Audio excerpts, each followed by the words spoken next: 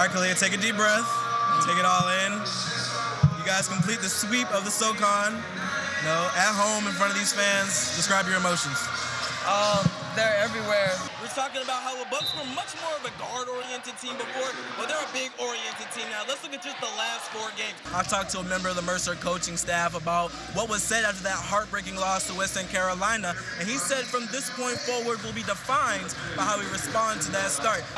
Former UGA head coach Andy Landers. Coach, you've got 2 of your former players here on the sideline. What's it like seeing them duke it out? You talk about coaching trees so much. A bit of your coaching tree here today. Yeah, what are the odds? Women's basketball legend, Miss Vivian Humphrey-Terry, over 2,200 points. Her jersey's up in the rafters here at Mercer. When you come back to town and you see a team dominate like this, what are similarities you see? It'll be interesting to watch the play of Kalia Lawrence today. She's only got 5 points. She has a gash over her left eye. She took an elbow at practice, took it to the doctor, glued it up.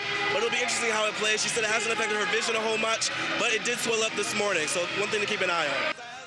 Mercer doing to keep them in check, and he said they were just playing harder. He said his team wasn't playing Bucks basketball, and they came out like a bunch of prima donnas. So you can expect them to come out with a little fire in their belly in the second half. Yeah, I got a chance to talk to Coach Consuegra. I asked her about her team's effort because that was something she emphasized after the Wake Forest game, and she said still the effort is not where she wants it to be. And on the offensive end, asked her how she can get more points generated. She said 3 assists is not Charlotte basketball, so expect them to try to move the ball and get some points in the bucket. Stephon, double-double for you, a big bounce-back win. What was the mindset coming into today's game? We practice always just learning about winning the next game. The Bears were picked by coaches to win the Southern Conference. They returned all 5 stars from a year ago, and they get Ethan Stair back. Stair took a medical redshirt last season after a sports hernia, averaged 6.5 points and 4 rebounds as a true freshman.